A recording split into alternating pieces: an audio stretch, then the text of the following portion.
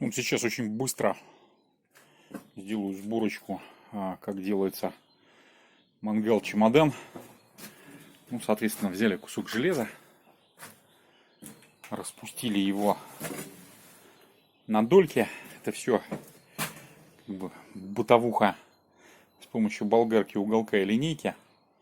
Вот единственное, что в этом мангале, который я сейчас буду делать, интересно, это его размер. Это 800 на 450. Ребята на выездах готовят люляшки. Попросили сделать вот в таком вот размере. Высота его будет под люля. Стандартный жарочный мангал 15 сантиметров высотой. И он еще будет складной. И я его хочу сделать в два сложения, чтобы его же потом можно было использовать и под вертел с высокими поднятыми стенками. Ну, по ходу дела буду собирать, кромсать и так далее. И кусочками подснимать, чтобы маленький короткий клипик сделать. Размеры кину в описании видео. Ну вот, сварили мы основу для мангальчика, который складной, портфель, который здоровый будет. Размер его 800 на 450, высота бортика 50. Сейчас я обварю ручки и сделаю бортик по бокам заодно, чтобы его не вело. На весе это уже никак не складывается, потому что он все равно тяжеленный. Некой жесткости и, соответственно, в самой горячей зоне его не будет поверху вести. Так что сейчас сооружу ему обвязочку и заодно ручки сбоку. Вот такая вот штучка получилась пока. Ну вот, значит, донышко для мангала готово. Я говорил, что я вот такие вот ручки делаю, да. Осталось мне взять уголочки тут проварить и, в общем-то, сделать ножки складные. Вот основа будущего этого здорового мангала раскладушки или чемодана, как его народ называет, сварено. Продолжим, сниму дальше. Ну вот, собственно говоря, крепления полностью собраны. Я очень давно использую такую конструкцию. Очень она мне нравится. Она вот стопроцентно дает гарантию от всяких выпадений ножек, неожиданностей и всякой прочей гадости. То есть вот ножки вставляются в уши приваренные. Дальше наверху приварены шарнирчики. Сделан талрепчик и тросик нержавеющий. Вот, то есть вставили ножки, закрутили талреп, и он, в общем, все это распер дополнительно. Хоть пляши. Вот такая вот конструкция съемных ног. Я их даже для полков делаю приблизительно так же. Все работает прекрасно. Ну и продолжим собирать уже верх мангала. Сейчас я переверну, покажу, как это получится в рабочем состоянии, что будем делать сверху. Вот так вот выглядит практически рабочая зона собранная мангальчика. Осталось только нарастить вверх складные стенки. Сама по себе рабочая зона мангала вот. Здоровый 450 на 800. Ну, в рабочем состоянии тоже, естественно, соберу и все покажу. Ну вот,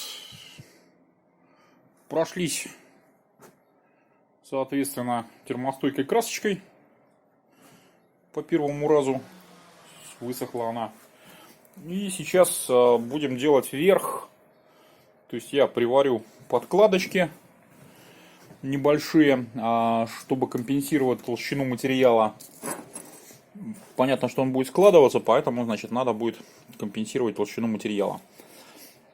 На толщину сложения сделать подкладочки. Здесь будет поворотные закрывающиеся крышечки. И поставлю, я очень люблю петельки вот такого вот плана ставить. Она называется гаражная маленькая каплевидная. Вот. В принципе, очень удобная штучка для всяких поделок. Очень их люблю. Вот так вот они в разобранном виде выглядят. Они со втулочкой. Вот, омедненкой. Они с проставленной, соответственно, латунной шайбочкой. И капельки. Маленькие, очень удобные петельки. Ну и причем, в общем, ни разу не видел их сломанными. То есть у меня их никто сломать не смог. Очень полезная штучка во всяческих работах. Очень рекомендую. Вот. Ну и доделаю сейчас, сварю. Будем дальше складывать его. Такой вот мангал у нас в конце концов получился. Я уже говорил, что он здоровущий, не по-детски. У него топочная зона, грубо говоря, 82 на 49. А сами габаритные размеры метр на 50 сантиметров, метр на полметра. Весит он тоже дофига не больше, килограммов 12, наверное, больше. Значит, в чем смысл? Народ любит делать люля. А раз любит делать люля, значит нужен мангал низкий и длинный и большой.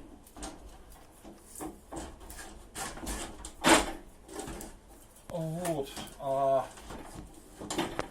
По принципу классической раскладушки он складывается. Вот. Внутри ножки.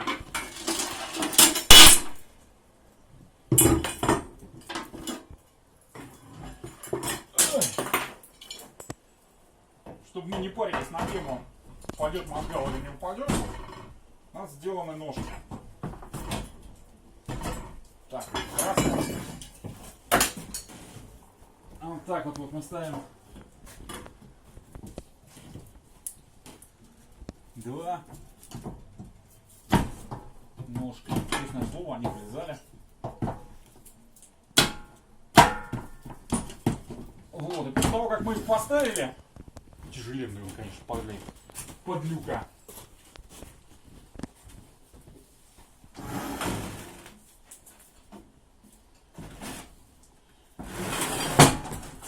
После того, как мы его поставили, мне очень нравится эта конструкция ножек. Вот, я просто беру, крючочек здесь накидываю от талрепчика и талрепчик закручиваю.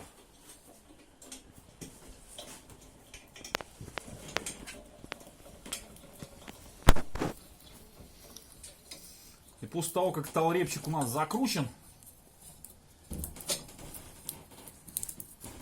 ножки самоклинятся.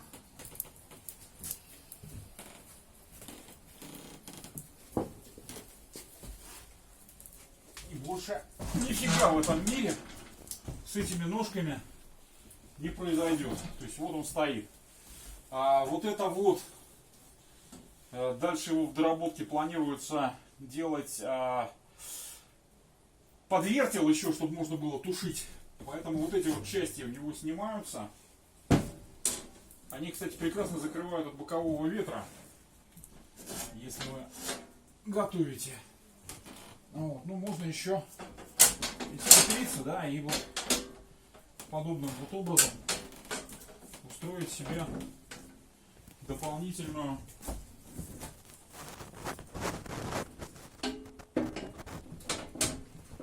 зону того, чтобы что-то положить.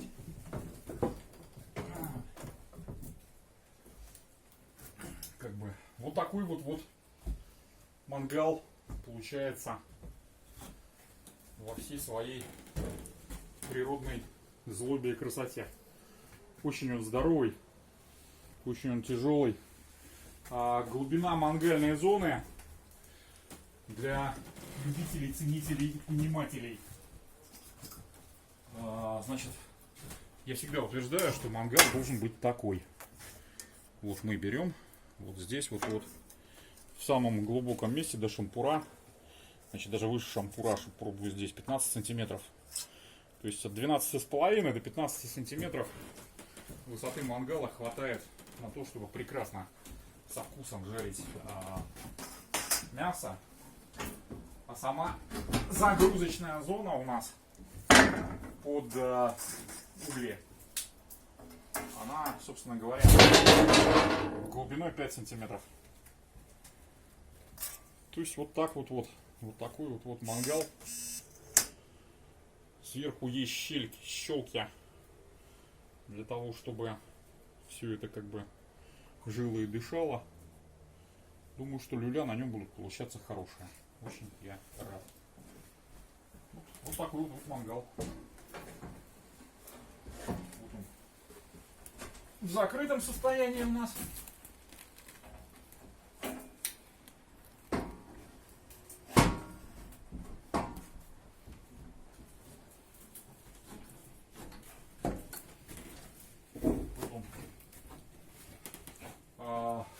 Стенки вот эти вот боковые, прямо их по ветру выставляешь, чтобы было хорошо. И все, ставишь вот так вот ставятся боковые стенки.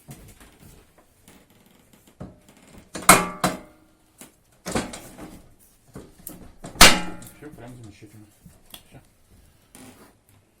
Мангальчик собран.